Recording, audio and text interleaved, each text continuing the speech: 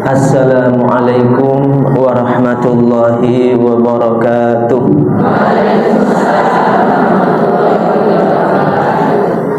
Alhamdulillahirabbil alamin. Alhamdulillah ala nikmatil iman wal islam. Allahumma salli wa sallim wa barik ala sayyidina Muhammad wa ala alihi wa ashabihi wa azwajihi wa dhurriyyatihi wa man tabi'ahum bil ihsan ila yaumiddin. Wa qala Allah ta'ala fil Qur'anil Karim, a'udzu billahi minasy syaithanir rajim. Ya ayyuhalladzina amanu taqullaha wal tanzur nafsum ma qaddamat lighad wattaqullaha innallaha khabirum bima ta'malun. Wa qala Nabi sallallahu alaihi wa alihi wasallam wa fi riwayat, hasibu anfusakum qabla an tuhasabu. Shadaqallahul azim. Para jamaah yang dimuliakan dan dicintai oleh Allah Subhanahu wa taala, bunda-bunda yang dirahmati Allah, sehat semua. Sudah sarapan belum?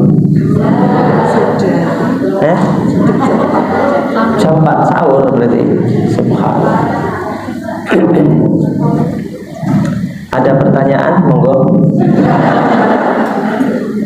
Nanti ibunya nanya kalau MC-nya tadi kalau ada pertanyaan. Boleh nanya. Gendang cepat rampung toh ditutup.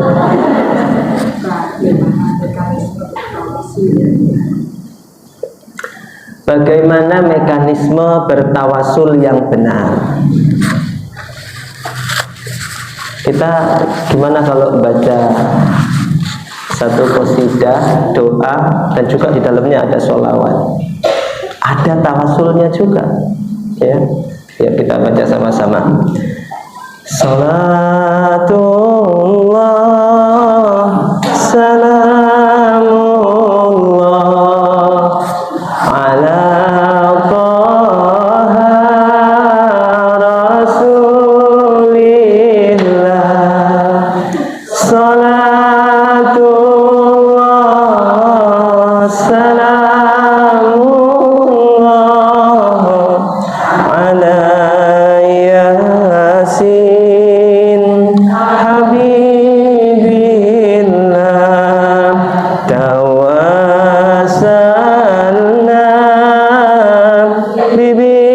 bismillah wa bil hadi rasulillah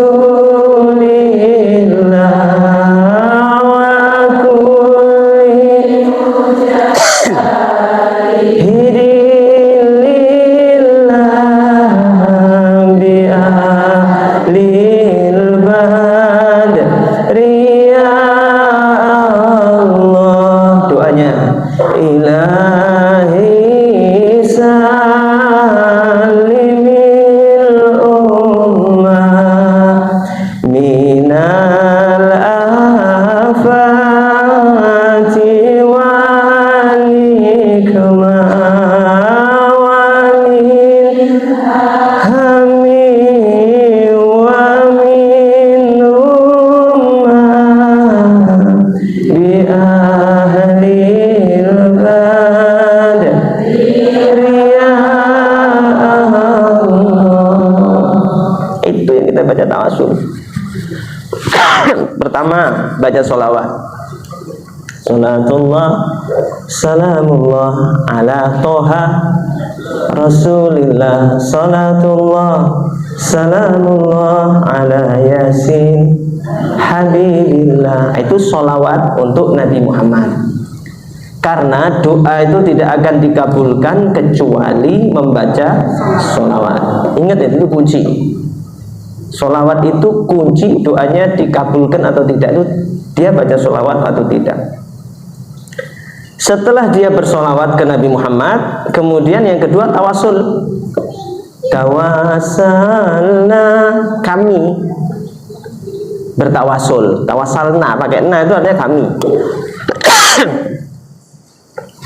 Tawasalna bismillah, kami bertawasul dengan nama Allah.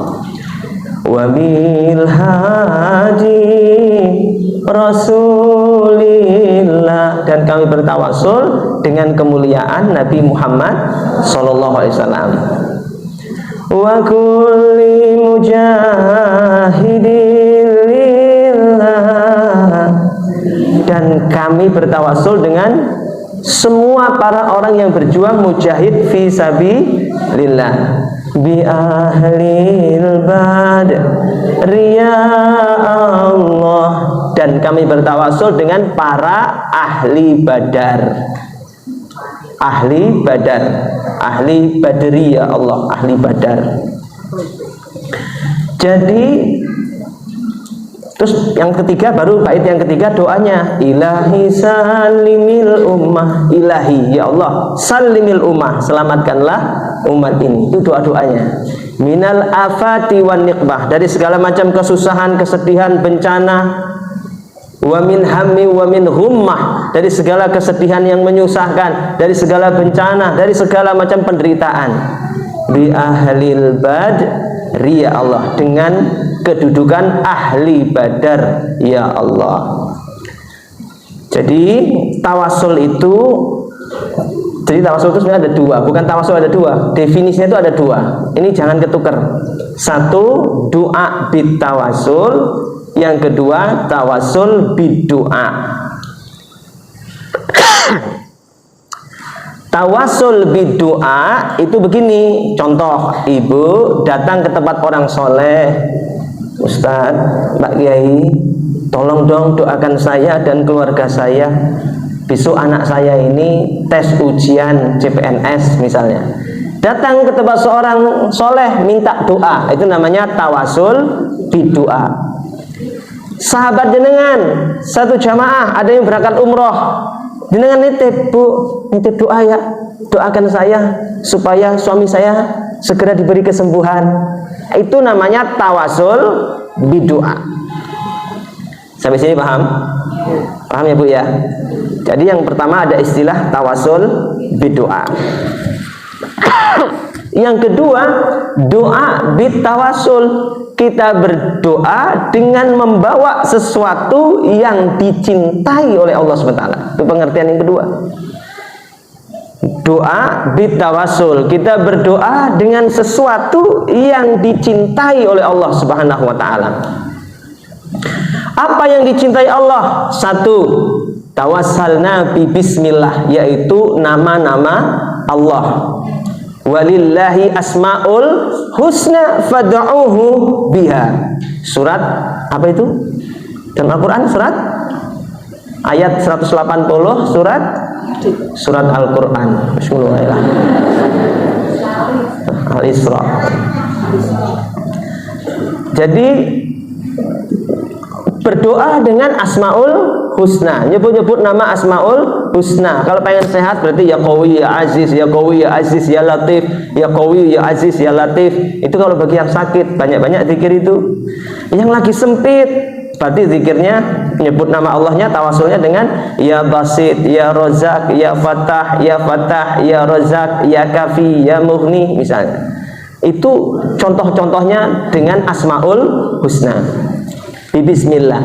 Wabil hadi Rasulillah, dan bertawasul dengan yang dicintai Allah yang kedua selain asmanya Allah, yaitu Rasulullah Sallallahu Alaihi Wasallam. Dulu ketika Nabi Muhammad masih kecil, mungkin seperantara anak saya ini, si Salman ini, ketika diasuh oleh pamannya, paman Abu Thalib, dilapori karena paman Abu Thalib itu penerusnya orang tuanya, yaitu Abdul Muthalib, pemegang juru kunci Ka'bah. Didatangi karena dia pemuka kaumnya. Ya Abu Thalib, gimana ini? Mekah paceklik, Mekah kering, nggak pernah turun hujan. Maka paman Abu Thalib menggandeng putra ponakannya, yaitu Rasulullah SAW. Lalu Nabi Muhammad kecil diangkat di sisi Ka'bah, diletakkan di multazam, di Multazam atau di dekat pintu Ka'bah. Nabi Muhammad ditaruh di situ, punggungnya Nabi Muhammad ditempelkan ke dinding Ka'bah. Setelah itu berdoa, wahai ya Rabbal Bait, wahai Tuhan pemilik rumah ini, pemilik Ka'bah, turunkanlah hujan untuk kami. Maka seketika kata Abu Thalib, ya Rabbal Bait, wahai Tuhan pemilik Ka'bah, demi kemuliaan anak ini turunkanlah hujan. Maka seketika turun hujan. Itu Abu Thalib berdoa kepada Allah membawa Nabi Muhammad SAW. Itu contohnya. Wabil hadi Rasulillah wa kulli mujahid fi sabilillah. Dan dengan orang-orang yang lain yang dicintai Allah. Siapa? Para mujahid dan para ahli Badar.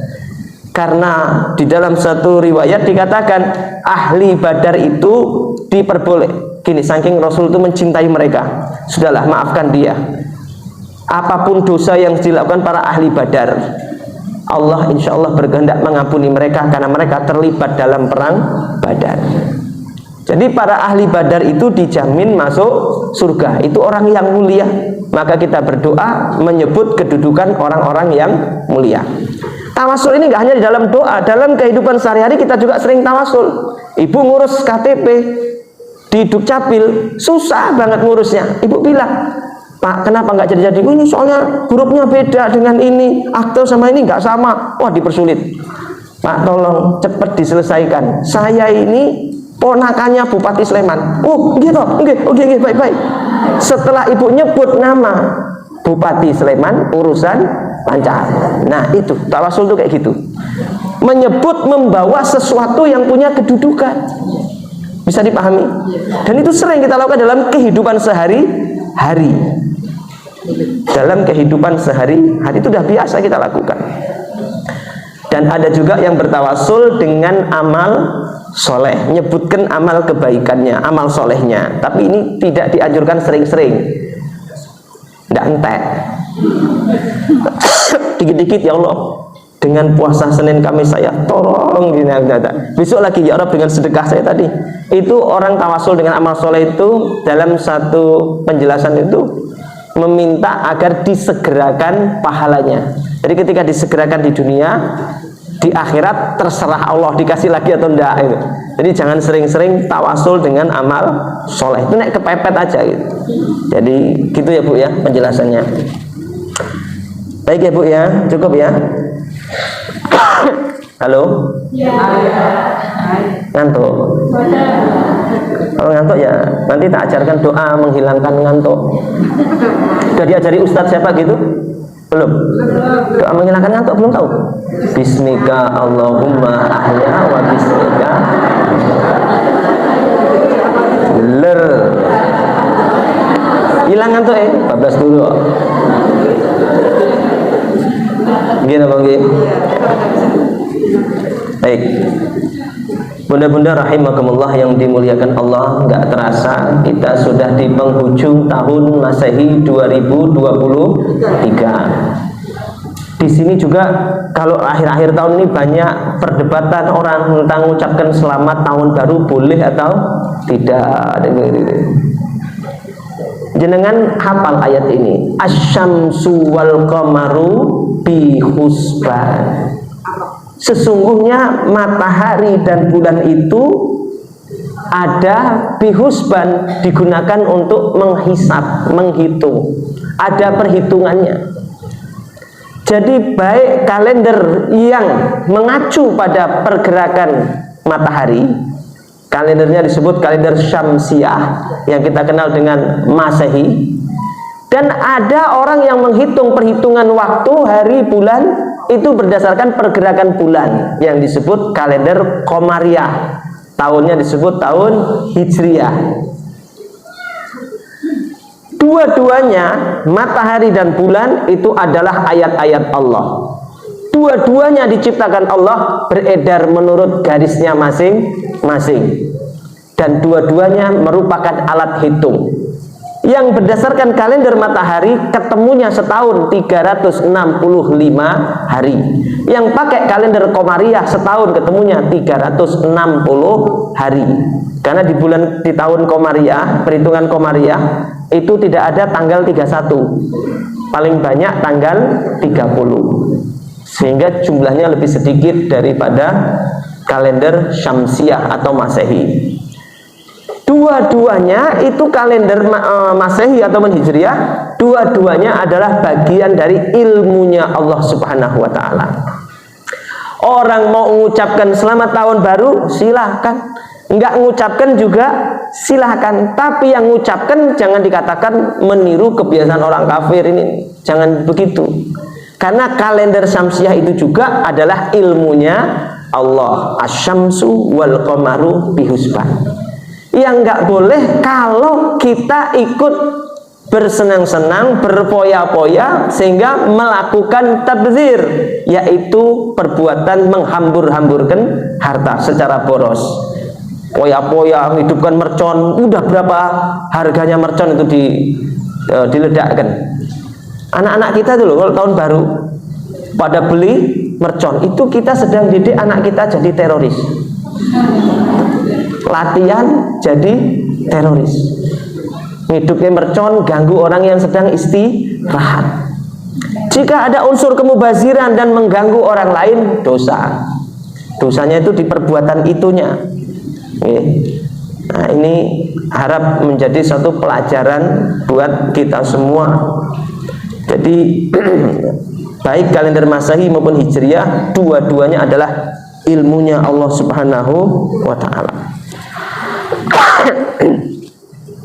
Maka di penghujung akhir tahun ini, tadi ayat yang saya baca, ya ayyuhalladzina amanu taqullaha wal tandur nafsum ma qaddamat lighad.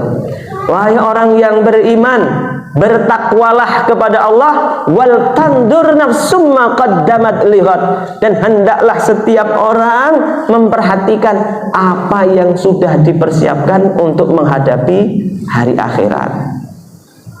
Diulang lagi, wattaqullah, dan bertakwalah kepada Allah. Jadi perintah itu diawali dengan perintah takwa, ditutup dengan perintah takwa.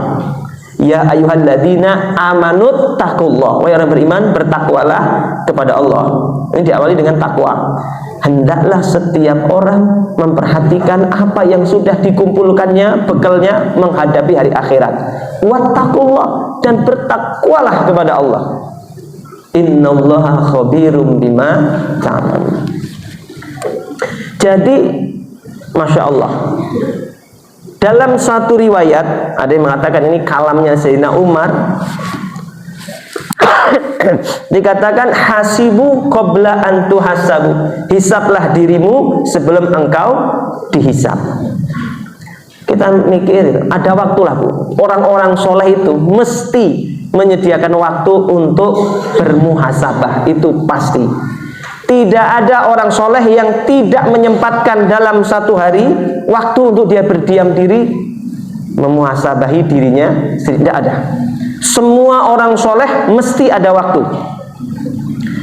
khusus dia dengan Allah Subhanahu wa ta'ala dan tidak mau diganggu.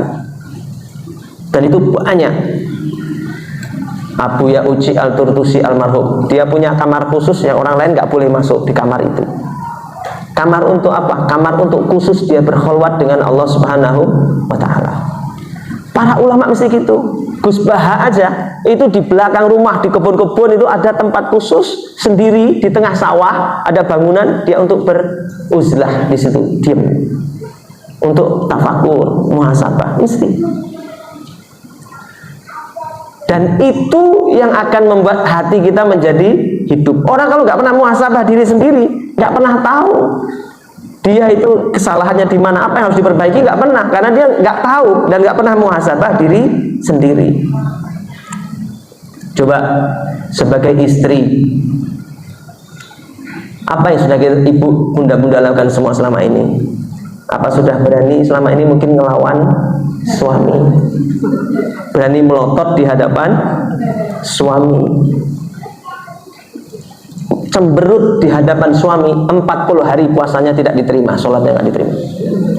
Saya ulangi, seorang istri cemberut mukanya di hadapan suami, 40 hari ibadahnya tidak diterima oleh Allah. Abot betul?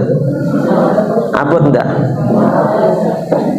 Lebih berat suami jenengan daripada jenengan. Karena jenengan itu tidak mungkin diseret masuk ke surga kecuali 4 orang laki-laki ikut diseret bersamanya. Siapa? 1, suaminya. Misalnya diseret gara-gara nggak pakai jilbab.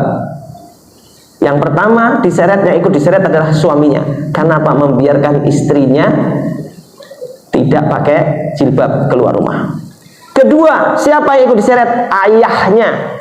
Kenapa ayah membiarkan seorang perempuan, seorang gadis, seorang putri keluar rumah tidak pakai jilbab? Bapaknya ikut diseret masuk neraka. 3, saudara laki-lakinya ikut diseret. Kenapa? Kamu membiarkan saudaramu yang perempuan, kakakmu yang perempuan atau adikmu yang perempuan keluar rumah tapi tidak menutup aurat. Dan yang keempat, laki-laki ikut diseret adalah anak laki-lakinya. Membiarkan ibunya keluar rumah tidak pakai jilbab, anak lakinya cuek, diem aja, tidak ada cemburu sama sekali, ikut diseret, dimasukkan ke dalam neraka. Jadi laki-laki itu abot, angel. Enggak yang semudah digapan enak ya laki-laki, enggak. Lebih enak jadi perempuan. Walaupun laki-laki itu warisannya dapat 2, perempuan 1, tapi dapat 2-nya laki-laki ini harus menafkahi istri dan anak. Jatah yang 2 diberikan lagi kepada istrinya dan untuk anak-anaknya. Sementara jatah istrinya yang dari keluarganya sana, orang tuanya dapat 1, satunya istri ditambahi dari punya suami. Yang 2 tadi, 1 tambah 2 jadinya 3. Yang perempuan dapat 3, laki-laki nggak dapat apa-apa akhirnya. Makanya susah jadi laki-laki itu. Apa saya tak pakai jilbab aja ya? Makanya ibu jangan berani kepada suami. Berat, jadi suami itu berat, angel, tanggung jawabnya berat. Jangan melotot di hadapan suami. Jangan nada jenengan lebih tinggi nada suaranya daripada nadanya suami. Kepada orang tua aja anak itu durhaka kalau ngomong apa? Ngomong itu durhaka. Itu durhaka dhuwur kuwi. Durhakanya anak pertama kan ngomong sebentar. Nah, belikan gula sebentar. Durhaka yang paling bawah itu ngomong sebentar. Nanti tak bahas bab anaknya. Gue bahas ini. Kalau anak aja nggak boleh ngomong ke orang tua karena surganya anak ada di bawah keridhaan orang tua. Kalau istri surganya tergantung keridhaan siapa? Suami. Jangan sampai istri tidur, suami tidur dalam keadaan kerengan, ribut. Dalam keadaan musuhan. Tidur, suaminya di ruang tamu, istrinya ngunci kamar, tidur di kamar. Itu kalau malam itu Israel datang, terus dicabut nyawanya, kira-kira meninggalnya su'ul khotimah atau husnul khotimah? Karena mati lagi kerengan, mati lagi berantem. Itu mati yang baik atau mati yang buruk? Kami loh suami istri, seribu-ribunya suami istri, jangan sampai dibawa tidur. Makanya dulu Sayyidina Ali pernah ada tersinggung ucapan Sayyidah Fatimah, putri Rasulullah, istrinya. Tersinggung Sayyidina Ali, Siti Fatimah minta maaf, Ali diem aja. Diajaki ngomong, ditegur, diem aja. Siti Fatimah merasa bersalah, lalu berjalan mengitari Sayyidina Ali sambil minta maaf, sambil nepuk-nepuk keningnya dan badannya.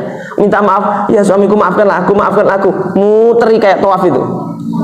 Sayyidina Ali itu melihat istrinya kayak gini, ya Allah, mesake dipeluk sama suaminya. Udah dek, tak maafkan. Akhirnya malam itu mereka tidur dalam keadaan sudah akur. Malam itu. Pagi harinya Siti Fatimah ketemu Rasulullah. Nabi langsung berkata, ya Fatimah, kamu dulu yang cerita atau aku dulu? Ya engkau dulu ayah. Kata Rasulullah, Ya Fatimah, kalau tadi malam engkau tidur dalam keadaan suamimu masih marah kepadamu, belum ridho kepadamu, dan engkau dicabut nyawanya ketika tidur dalam keadaan seperti itu, aku Rasulullah ayahmu tidak akan menyolatkan jenazahmu. Aku ayahmu Rasulullah tidak mau menyolatkan jenazahmu. Maka seribut-ributnya sama istri, usahakan selesai sebelum tidur. Usahakan. Maka jadi istri yang lembut, jangan suka ketus. Namanya suami itu suka basa-basi. Ngeliat istrinya goreng telur di belakang, didekati, dipijit-pijit. Goreng apa mah? Malah dijawab, matamu pak. Jelas goreng dok, tekon pak. Iki goreng dok, tekan. Coba beri pijat mau mata. Wah, stres suaminya, bener. Ini nggak ada di sini, orang ini nggak ada nih. Untungnya nggak ada di sini, nggak tahu di rumahnya. Suaminya nonton TV itu, aus, dek ambilkan minum, besikil ragam aku deh. Aduh, stres. Jangan judes-judes sama suami. Di luar sana banyak perempuan-perempuan yang cantik selalu senyum kepada suami. Yang dibutuhkan suami dari istri itu satu, taatnya istri. Dua, lemah lembut dan pelayanannya istri. Udah itu aja. Ibu percayalah. Dua ini aja. Satu, taat sama suami. Orang ngeyelan. Pokoknya taat aja. Sami'na wa ta'na. Siap 86 pokoknya. Dua, pelayanan dan lemah lembut ketika berkata. Udah. Itu yang dibutuhkan suami dari istri itu cuma dua itu. Dan yang dibutuhkan istri dari suami juga cuma dua. Saya yakin pasti benar. Yang dibutuhkan istri dari suami cuma dua. Satu, kasih sayang. Dua, uang. Benar apa benar?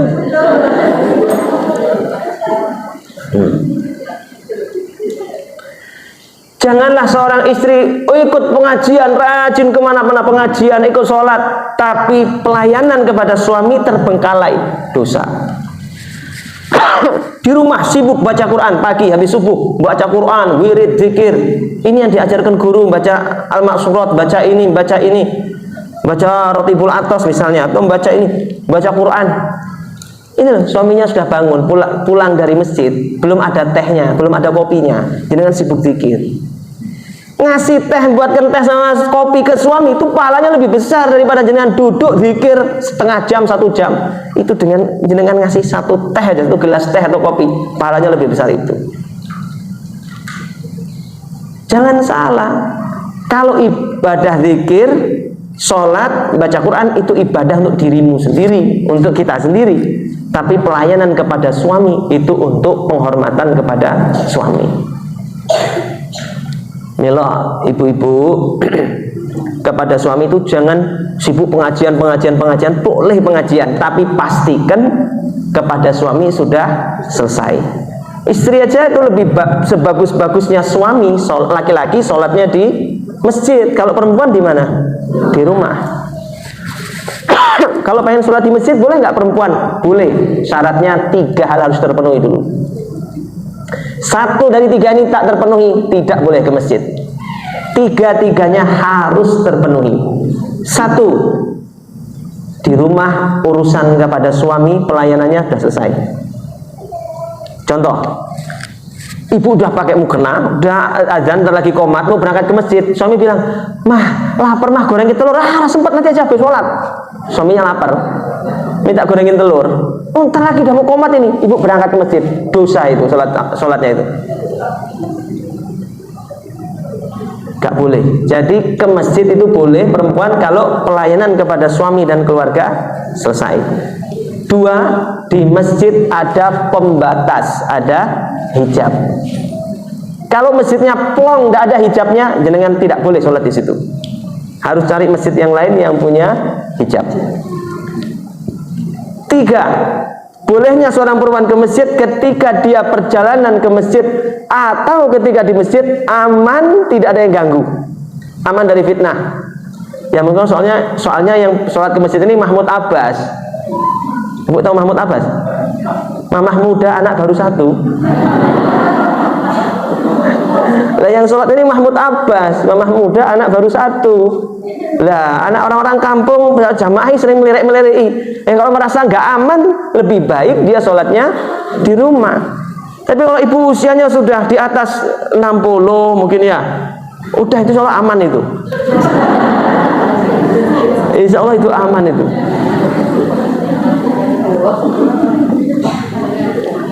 Insya Allah aman. Jadi 3 syaratnya. Maka ibu-ibu perhatikan, sebagai istri gimana? Udah jaga kehormatan belum? Apa masih suka kelakuannya ini di medsos, menampilkan kecantikannya sambil foto gaya-gaya, mencucu-mencucu?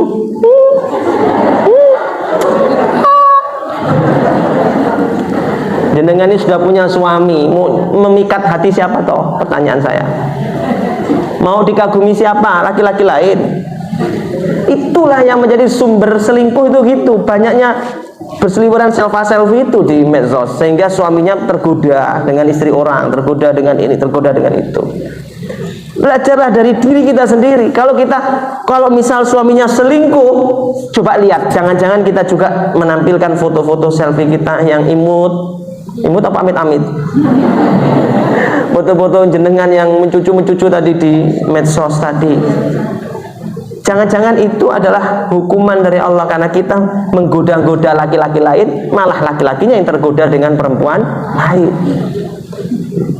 Udahlah, udah punya suami kok bisa aman hidupnya suami. Kecuali kalau masih gadis lah mungkin dalam rangka untuk menarik hati laki-laki lain. Tapi hati-hati juga tabaruj itu.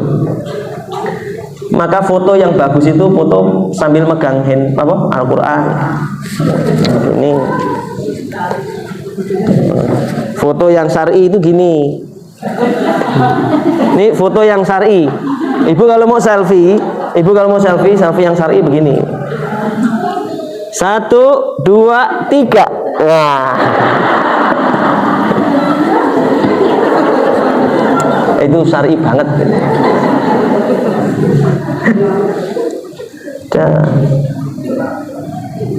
Ibu yang sering pengajian, sering dapat pengajian, ngerasa udah ilmunya banyak, alhamdulillah, bisa ngaji sama ustadz ini, alhamdulillah banyak. Terus sampai rumah kok gampang merendahkan suami. Ya Allah, suami itu loh yang nggak sempat ngaji karena demi menafkahi istri dan anak, kadang harus bekerja sampai siang malam udah capek. Kok ibu merasa njuk pinter nuturi suami? Mas, lenggah rene tak kandhani. Lah. Malah bojone dingonoke. Enggak boleh kayak gitu. Enggak boleh. Sama orang tua pun enggak boleh begitu. Nah, makanya tetaplah rendah hati. Kalau suaminya belum paham, karena mungkin ibu hijrah duluan ketimbang suami, hijrah duluan, suaminya belum dapat hidayah, sabar, sabar. Nabi Muhammad itu sabarnya kayak apa dengan pamannya, paman Abu Thalib, sampai meninggalnya pun nggak dapat hidayah. Innaka lan tahdi man ahbabta walakinnallaha yahdi may yasha. Karena bukan kamu yang memberi hidayah, Allah yang berhak memberi hidayah. Sabar, suaminya masih ugal-ugalan. Sabar, suaminya masih kayak gitu. Sabar. Banyak doa. Senjatanya istri yang paling hebat itu apa? Doa. Itu senjata istri paling hebat dan tidak dimiliki suami. Hanya dimiliki oleh istri, tak dimiliki suami. Melihat suami, ngelihat kekurangannya terus. Suamiku ki wis kerjane males, mangane akeh, ngentai tanduran, ngentutan, nek turu ngoroke kaya sepur. Aduh, stres. Kalau ngelihat suami kekurangannya terus, tidak akan pernah bahagia sampai hari kiamat. Suami ibu itu yang ngasih siapa? Allah. Nih contoh, ibu dapat snack toh? Saya juga dapat. Yuk tak buka yuk.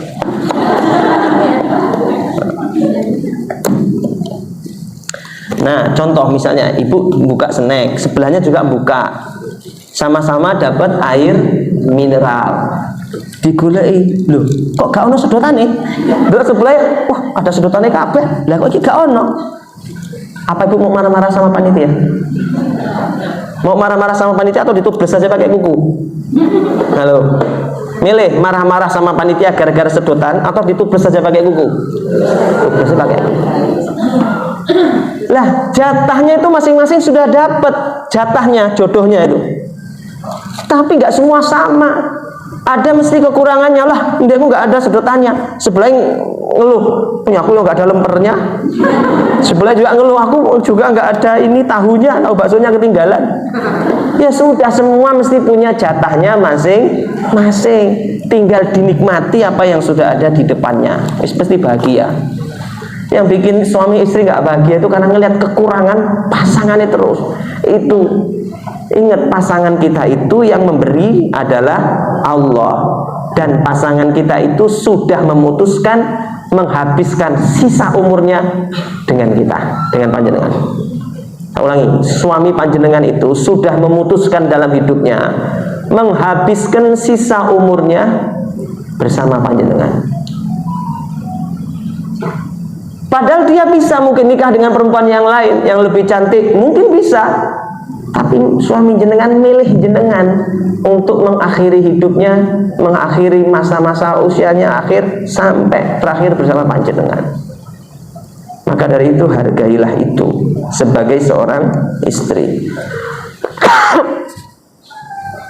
Sebagai seorang ibu sekarang, bagaimana kita sebagai ibu? Apakah sudah perhatian sama anak, sayang sama anak? Jujur, kita kadang mencium anak itu, anak masih balita. Tapi ada sudah SD, SMP, jarang ibu mencium anaknya. Anak yang kurang perhatian dan kasih sayang dari orang tua biasanya cari pelampiasan dengan pacaran, karena dia butuh kasih sayang yang tidak didapatkan dari orang tuanya. Jadi kalau ada anak perempuan pacaran, itu karena ayahnya yang kurang kasih sayang kepada anak putrinya. Kalau dia sayang sama anak putrinya, hubungannya dekat sama anak putrinya, dia nggak butuh cari kasih sayang dengan laki-laki yang lain di luar. Ini menjadi penting. Bagaimana seorang ibu lebih perhatian, sayang kepada anak. Kemudian mendidik anak dengan lemah lembut. Ibu sabar, namanya anak itu ya seperti itu anak. Ibu sabar sama anak. Jangan sering ngomel-ngomel, marah, itu menyakiti hati anak. Nabi Muhammad SAW jalan satu ketika melihat ibu-ibu gendong bayi. Nabi Muhammad berhenti. Bu, boleh saya gendong putranya? Ya Rasulullah, siapa yang nggak suka anaknya digendong engkau ya Rasulullah? Dikasihkan. Tolong sekalian didoakan anak saya ya Rasulullah. Bahagia sekali anaknya digendong oleh manusia paling mulia, Nabi Muhammad. Baru digendong sebentar anaknya ngompol, gamisnya Rasulullah basah, gamis yang dipakai dakwah, dipakai sholat, dipakai ibadah, kena ompol anak laki-lakinya. Ibunya langsung panik, merasa bersalah. Anaknya diambil dari buayan Rasulullah, ngambilnya agak keras. Maaf ya Rasulullah, langsung diambil gitu. Maka Rasulullah melihat sikap kasarnya itu, kata Rasulullah, Bu, baju saya yang kotor ini bisa saya bersihkan pakai air, tapi keruhnya jiwa anakmu dengan sikap kasarmu mau dibersihkan pakai apa? Saya ulangi, itu perkataan Rasulullah. Baju saya yang kotor bisa saya cuci pakai air, tak bersihkan pakai air bisa, tapi keruhnya jiwa anakmu karena perlakuan kasarmu tadi, keruhnya jiwa itu mau dibersihkan pakai apa? Ibu itu diem, mak celakap, nggak bisa ngomong. Konon sampai hari ini ibu itu nggak bisa jawab pertanyaan Rasulullah, karena sudah meninggal. Ini kejadian sudah lama soalnya. Jadi seperti itu bunda-bunda. Anak loh, manjat-manjat pohon. Macam muga-muga tiba. Tetap anak-anak itu semakin dilarang semakin ngeyel. Akhirnya bener jatuh, makanya dikandani untuk malah dimarah-marah. Apa itu jadi solusi? Enggak. Itu kolam renangnya dalam, Dek. Jangan main di pinggir kolam renang. Nanti kamu kepleset, nekat, lari-lari di pinggir kolam renang, kepleset, jatuh, kelelep. Wis kelelep, anak ibu masih ngomel. Wis kandhani to, aja main malah kelelep to. Akhirnya kan tenan to tiba. Enggak denger lagi kelelep. Ibunya ngomel terus. Mesti ditolong dulu, dikeringkan dulu, dah baru ditanya gimana, enak enggak kelelep. Gitu. Jadi nggak usah dimarah lagi, kelelep itu ditolong dulu, nggak usah marahi, bersikap lemah lembutnya. Tidak ada, Bu, ya, ulama besar seperti Imam Bukhari, Imam Syafi'i, Imam Ahmad, ulama-ulama besar, Imam Abu Hanifah dan sebagainya, para orang-orang soleh, termasuk Syekh Abdul Qadir Al-Jailani. Ulama-ulama besar itu semua lahir dari seorang ibu yang luar biasa. Dikatakan oleh seorang guru, ibunya Imam Syafi'i, Syekh Abdul Qadir Jailani, ibunya Imam Ahmad, Imam Abu, mereka seorang ibu yang kalau gendong anaknya mesti sambil baca Quran. Sambil baca Quran. Jadi anak itu sudah dibiasakan mendengarkan Al-Quran. Makanya jadi orang-orang hebat itu anak-anak itu. Orang kau yang jenengan gendong kau nyanyi iwak peye, goreng peye nganti tua. Nah, nyanyi itu ya boleh nyanyi, silahkan aja nyanyi, tapi paling bagus ya kalau gendong anak itu baca Quran atau baca sholawat. Udah dua itu aja, Quran atau sholawat atau zikir-zikir yang bagus. Punya anak, punya cucu, minta ini, minta itu, nggak dikasih, jambak-jambak ibunya, nendang-nendang ibunya, nyubit ibunya, kan ada begitu anak itu. Lalu seorang ibu membiarkan anaknya melakukan itu kepadanya. Ibunya dijambak, ibunya dijambak, Bu belikan lo, ibu nih marah, dicubit, ditendang, ibunya kok diem aja. Itu ibu sedang ngajari anaknya menjadi anak yang durhaka kepada orang tua.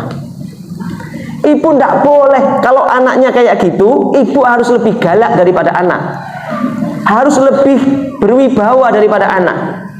Jangan dijambak, dicubit, ibu diem aja. Ibu sedang mendidik anak jenengan jadi anak-anak durhaka.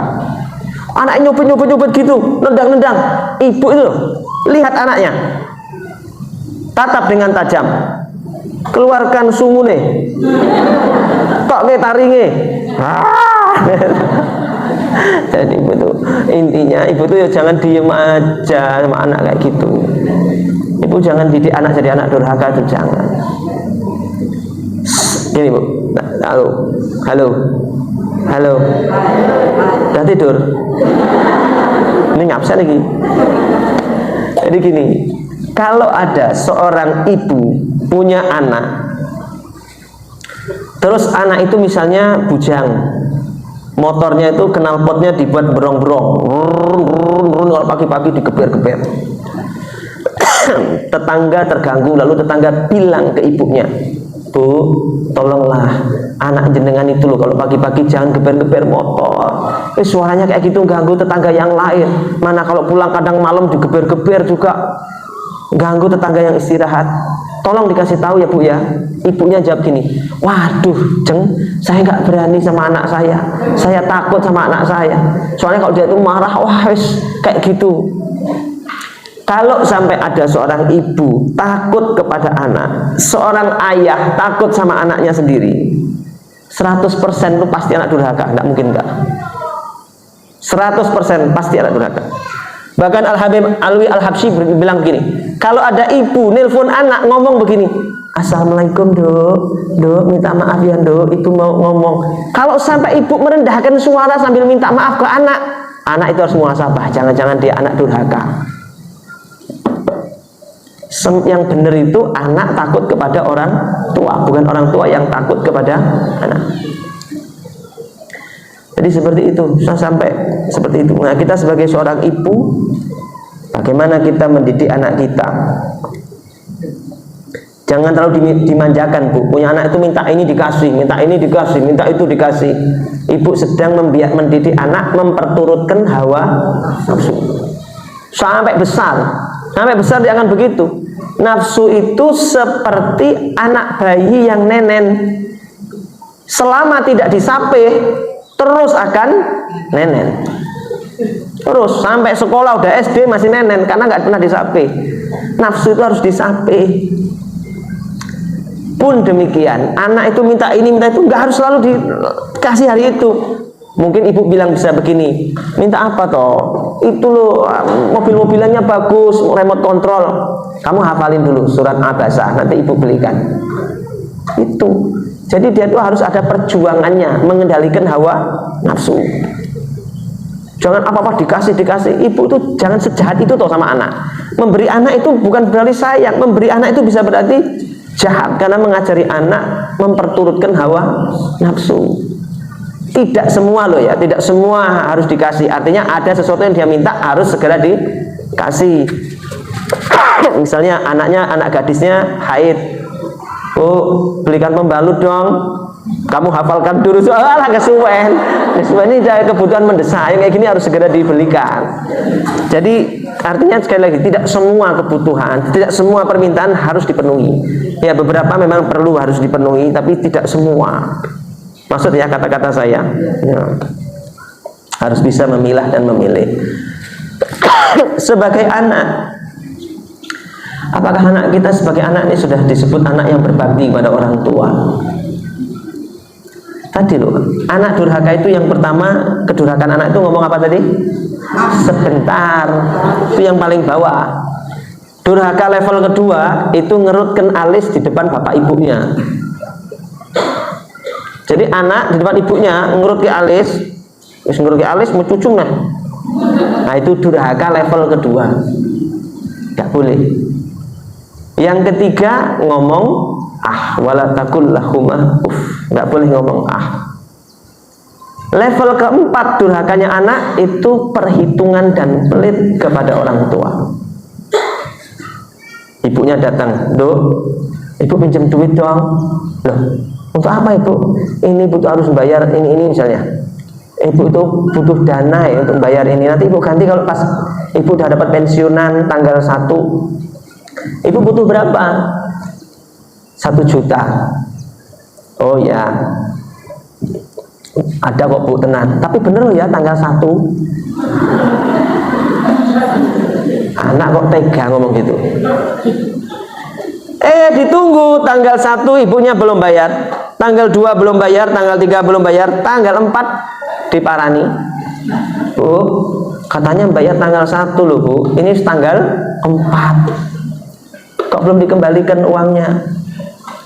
Kalau sampai anak kok nagih ke orang tua, kuwi jenenge anak beleguduk monyor.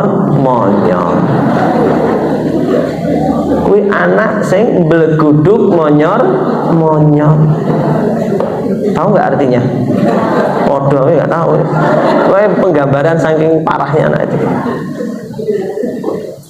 Anak kok tega sih nagih utang ke ibunya? Lalu ibunya jawab gini, "Dok, berarti mau nagih utang ibu?" Ya iyalah, ibu kan janji. "Dok, ibu tuh dulu nyusui kamu 2 tahun, sekarang kembalikan air susu ibu dulu." Mau bayar pakai apa? Alhamdulillah, sama orang tua jangan perhitungan.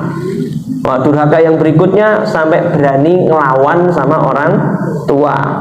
Level yang lebih tinggi lagi sampai membuat orang tua takut kepada anak.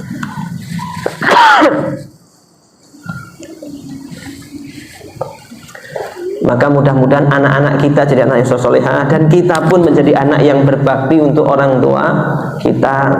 Ibu bentuk baktinya gimana? Doakanlah orang tua. Sehari berapa kali? Sebanyak-banyaknya. Berapa itu? Habis sholat 5 kali. Terus bainal azan wal iqamah 5 kali. Jadi tambahannya bainal azan wal iqamah, antara azan dan iqamah 5 kali. Doanya bagaimana yang 5 kali antara azan dan qomat? Rabbi firli wali walidayya, Rabbi firli wali walidayya, Rabbi firli wali walidayya, Rabbi firli wali walidayya. Yang kelima sempurna.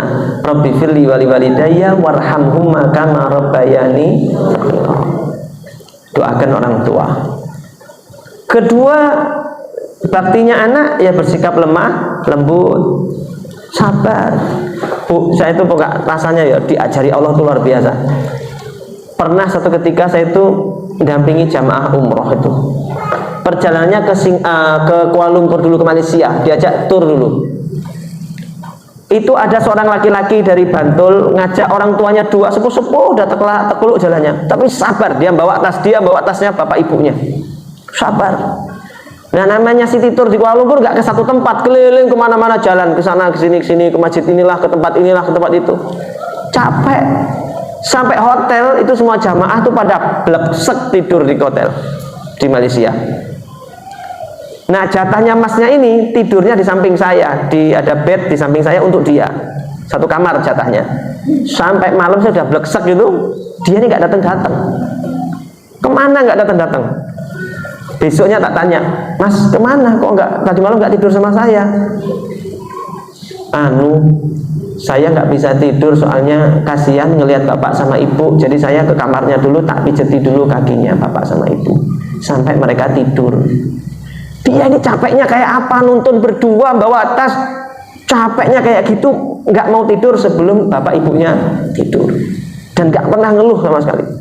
Sampai di Mekah, di Madinah, satu kamar dengan orang tuanya yang bapaknya, saya, dia, masnya ini sama bapaknya. Saya taruh bednya bapaknya itu di samping toilet, jadi biar kalau turun langsung masuk toilet, biar cepat, karena orang tua. Itu saya nggak pernah ngelihat anaknya ini cemberut, nggak pernah, senyum terus di depan orang tuanya. Bapaknya turun, kakek itu turun, ngompol di situ di lantai. Loh, padahal tinggal jalan 3 langkah itu sudah masuk kamar mandi, nggak kuat ngampet, ngompol di situ. Sama sekali saya nggak ngelihat anaknya bilang gini, ya Allah Pak, Bu yo ditahan setitik toh Pak, sedilu ditahan, kok harus ngompol. Bapak gitu, nggak pernah saya ngelihat kayak gitu. Dia senyum aja. Waduh, bapak ngompol hati-hati Pak, pelan-pelan monggo, hati-hati tidak kepleset, sabar. Ya Allah, saya anak ini luar biasa. Ini pelajaran sebenarnya. Allah takdirkan perjalanan ini untuk ngajari saya. Begini loh kalau sama orang tua, sabarnya itu mesti begitu sama orang tua. Baik, bunda-bunda rahimakumullah, itu sebagai anak. Lalu sebagai hamba Allah, apa muhasabah kita sebagai hambanya Allah? Sholat itu khusyuk angel nama gampang? Halo? Angel lah ibu sholat ya. Allahu Akbar, astagfirullah, kompor gimana Ustaz Patini borong ya kompor. Ingat kompor.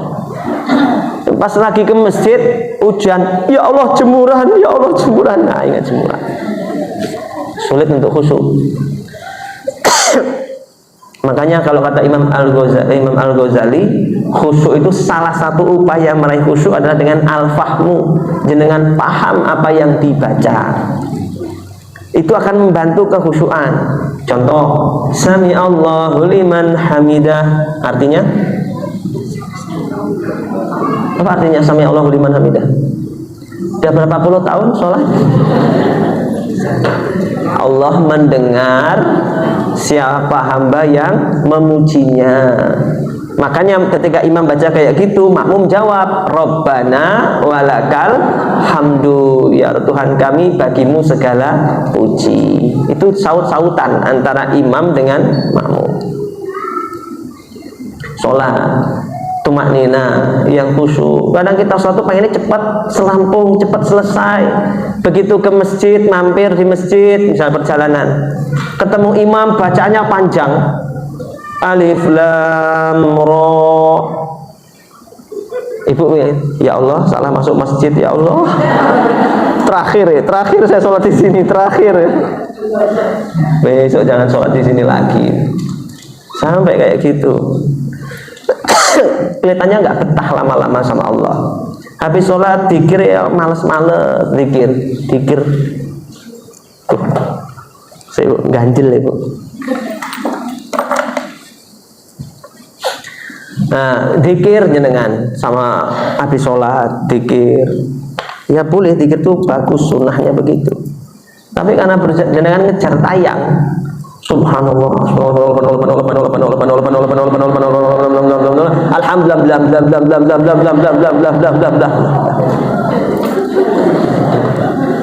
Jadi kualitas zikirnya mau ngejar tayang. Ini bab sholat. Kadang pakai mukena bagus-bagus, dalamnya kok yo daster suwek. Seminggu nggak pernah dicuci, dicantolke dienggo meneh, dicantolke dienggo meneh. Sampai suaminya di rumah pakai masker terus itu ya. Nah. Maka dari itulah sholat itu yang pertama. Sholat itu rasul ibadah. Kepalanya ibadah itu sholat. Kan di hari kiamat itu yang pertama kali awwalu ma yuhasabu bil abdi min rabbi as-shalah. Yang pertama dihisab itu adalah sholat. Ini sholatnya apik, semua dipandang baik. Sholatnya jelek, semua dipandang jelek. Maka sholat ini rasul ibadah. Kepalanya, intinya ibadah. Misal gini, orang itu nggak punya tangan masih bisa hidup. Orang nggak punya kaki, banyak orang nggak punya kaki masih bisa hidup. Tapi kalau nggak punya kepala, lah, kuwi demit jenengane. Sama ibadah nih kalau sholat, Bu, saya itu pernah diundang pengajian ibu-ibu, suruh bahas tentang sholat.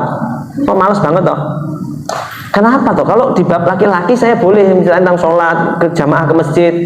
Oh ibu-ibu kok bab tentang sholat?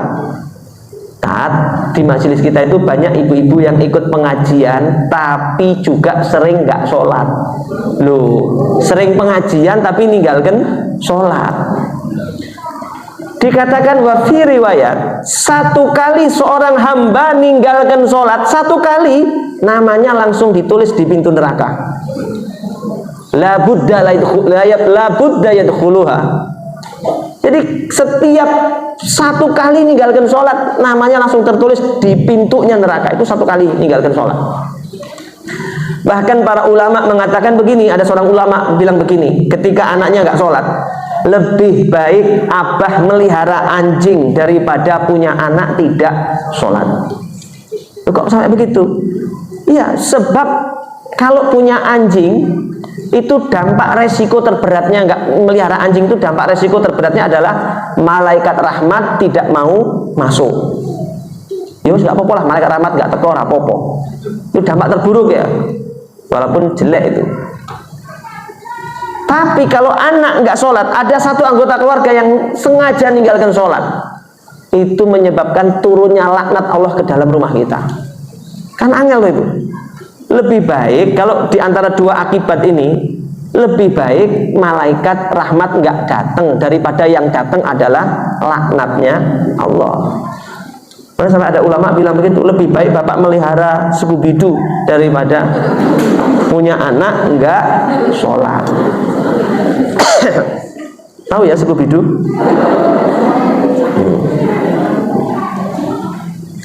Sholat, dengar azan, Allah Akbar, dah, wis azan meneh, dah, katanya mau tuhur, kok wis asar meneh toh?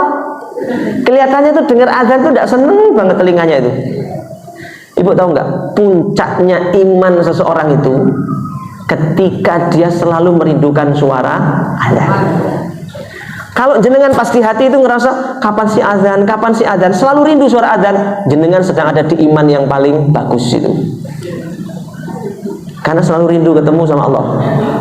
Tapi nek rung azan, azan meneh, azan meneh. Nah, itu lagi jatuh-jatuhnya iman itu. Lagi jatuh-jatuhnya iman. Baik, bunda-bunda rahimakumullah. Ibadah yang lain seperti sedekah, muhasabah, jangan-jangan selama ini sedekahnya ngambil yang sedikit. Di dompet ada uang 152.000, yang diambil yang 2.000. Kalau ada kotak infak udah mulai gak seneng, pakai infak lagi.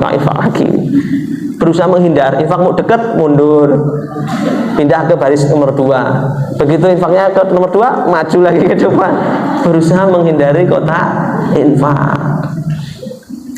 Kenapa? Kadang berinfaknya nggak banyak, sedikit, tapi permintaannya banyak. Infaknya tadi 152.000, yang diambil yang 2.000. Ya Allah, dengan 2.000 ini bukakanlah pintu-pintu surga untukku dan keluargaku. Dengan 2.000 ini ya Allah, lancarkan rezekiku, anakku lulus. Lah, pengen naik 2.000 jalukane. Lah, itu kadang-kadang kita ini masya Allah baca Quran, malas baca Quran. Makanya saya itu mendukung ada grup-grup odot itu loh. One day saya mendukung. walaupun sebagian dari mengkritik, tapi saya nggak mengkritik. Itu adalah bagian dari upaya membentuk bi'ah, bentuk lingkungan yang saling mensupport, saling mengingatkan. Itu bagus. Mau riak sama siapa? Nggak ada riak-riakan. Semua di situ semua tujuannya sama, mau pengen sama-sama baca Quran. Soalnya kalau kadang sendiri itu nggak semangat, betul apa betul? Nah, hari Jumat aja loh, ibu baca Al-Kahfi hari Jumat. Baru halaman pertama, ya Allah masih lama, ya Allah baca lagi. Baru halaman kedua, ya Allah kok lama banget, stres. Itu loh, kok sendirian tuh kayak gitu, bener. Angel pokoknya angel. Makanya ibu, mudah-mudahan kita semua oleh Allah di tahun 2024 menjadi hamba yang lebih baik lagi. Ada resep, ini terakhir, resep mudah meninggal dalam keadaan su'ul khotimah. Resep mudah meninggal su'ul khotimah, resep mudah meninggal dalam keadaan buruk. Mau resepnya? Tahu resepnya? Caranya, resep paling gampang meninggal su'ul khotimah adalah ketika di hati nyimpen benci sama orang lain. Resep paling gampang su'ul khotimah ini. Jenengan mati membawa kebencian sama orang. Nah, itu resep paling gampang meninggal su'ul khotimah. Ini yang perlu dihindari, makanya tak sampaikan. Nah, su'ul khotimah banyak resepnya. Su'ul khotimah ini penting untuk diketahui supaya jangan sampai kita meninggal su'ul khotimah. Kata Ustadz Syatori Abdul Rauf, pernah ngisi sini ya, sering ya. Ustadz Syatori itu kan bilang begini, semua orang itu bisa meninggal husnul khotimah, itu hak. Semua orang muslim itu punya hak meninggal husnul khotimah. Kata Ustadz Syatori, saya ingat betul. Salah satu yang menghalangi seorang husnul khotimah adalah meninggal bawa benci, bawa dendam sama orang. Itu yang buat dia terhalang meninggalnya husnul khotimah, tidak bisa. Mila di akhir tahun 2023 ini yang masih ada yang dibenci, maafkan. Yang sudah kami lalui, kami mohon ampun, mohon maaf. Maafkan segala kesalahan kami, dosa-dosa kami. Maafkan kami telah mengotori bumimu ini ya Rabb yang suci dengan kemaksiatan kami. Ya Allah ya Arhamar Rahimin, maafkan jikalau mata kami ini sering memandang apa yang Kau haram. Lidah kami ini membicarakan sesuatu apa yang tidak Engkau ridhoi. Maafkan jikalau di hati kami ini ada kesombongan, ada takabur, ada riaknya, ada ujubnya. Maafkan ya Rabb jikalau selama ini kami banyak sekali berbuat maksiat ya Rabb, padahal Engkau melihat dan menatap apa yang kami lakukan. Bahkan ya Rabb, tiap hari kami bermaksiat, tiap hari juga Engkau memberi kami makan dan minum ya Allah. Maafkan kami, belum benar jadi hamba-Mu, belum sempurna jadi hamba-Mu, banyak sekali kekurangan dan kelemahannya. Ya Allah, kami tak sanggup jikalau kami harus terus mengulang-ulang maksiat kami. Maka tolonglah kami ya Allah, selamatkan kami dari kubangan dosa dan maksiat. Pindahkan kami ke tempat yang Engkau ridhoi, ke derajat yang Engkau ridhoi.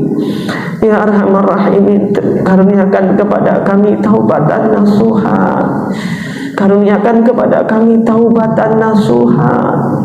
Karuniakan kepada kami taubatan nasuha ya Rabb. Taubat yang Engkau terima ya Rabb, taubat yang Engkau terima. Maka berkahilah sisa umur kami, berkahilah ya Rabb kehidupan kami, ilmu kami, amal ibadah kami.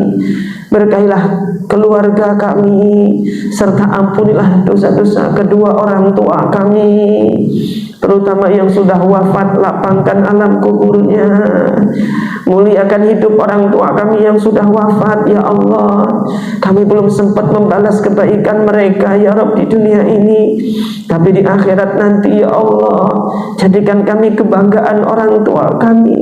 Pilihlah kami sebagai anak yang kelak akan menuntun tangan orang tua kami, menggandengnya masuk surga-Mu ya Allah ya Arhamar Rahimin. Karuniakan pula kepada kami keturunan yang soleh dan solehah.